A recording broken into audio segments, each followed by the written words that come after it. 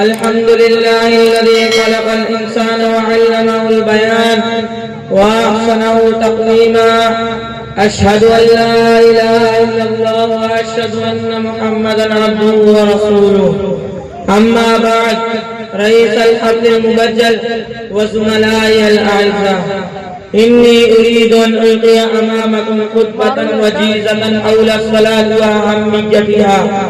يا إخواني وزملائي، إن الصلاة فريضة إسلامية أكيدة، إنها ركن متين للشريعة الإسلامية، إنها أساس قوي للحياة الإسلامية، إنها بناء عظيم يقوم عليها الشرع الإسلامي، إنها مكيال للصلاح والفلاح، إنها مقياس للنجاح والرشاد، إنها شعار الصالحين وسيمة للمتقين، إنها غذاء الروح والنفس، إنها تسلية للأمن والحزن، إنها قرة العين والقلب، قرة النفس والروح، إنها تذهب السيئات، إنها تصوغ الأفكار السليمة، إنها تهذب النفوس الخبيثة، إقامتها إقامة الدين وعدمها عدم الدين. يا إخواني، لها منافع جسيمة، لها فوائد غزيرة. يا إخواني بالله، ناهيك بأهميتها أن الصوم واحد، والزكاة واحدة، والحج واحد، وعقيدة التوحيد واحدة، لكن الصلاة متعددة لكل وقت ولكل حال. هذه صلاة الخمسة، هذه صلاة الجمعة، هذه صلاة الخوف، هذه صلاة العيدين، هذه صلاة الجنازة، هذه صلاة المريض، هذه صلاة السفر. ناهيك بأهميتها أن الزكاة لا تؤدى إلا في فقراء المسلمين، أن الصوم لا يجب إلا في الشهر المخصوص، أن الحج لا يؤدى إلا في المكان المخصوص. لكن الصلاة خلقت عن القيد والخصوص، فجعلت لها الأرض كلها مسجدا، برا وبحرا، سرا وثريا.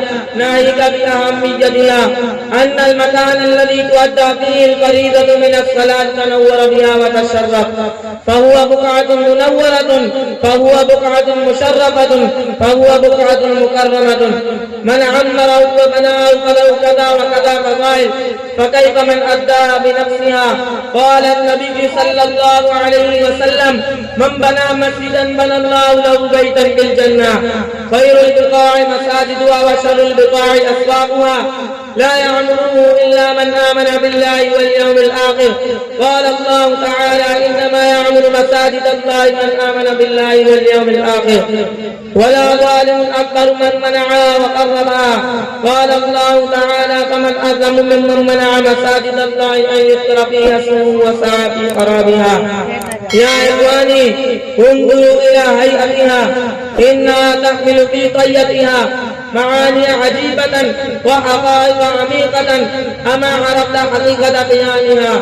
إنه يدرب النفس والأعضاء الظاهرة تدريبا إنسانيا، فيحث على ترك الشهوات القلبية، فيحث على قتل البصر عن الفحشاء والمنكر، ويقيد بالأحكام الإلهية في الحياة كلها، خلوة وجلوة، سرا وجهرا، انفرادا واجتماعا.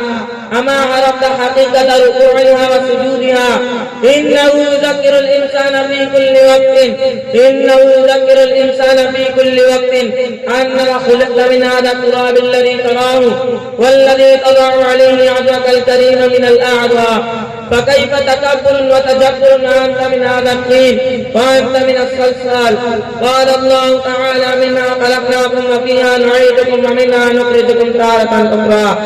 فتدبروا سجودها وقعودها، إنهما يحملان لطائف عجيبة متحيرة، هكذا ركن من أركانها.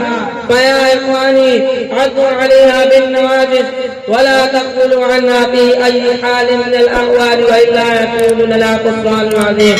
أكتفي بهذه الكلمات، وآخر دعوانا عن الحمد لله رب العالمين.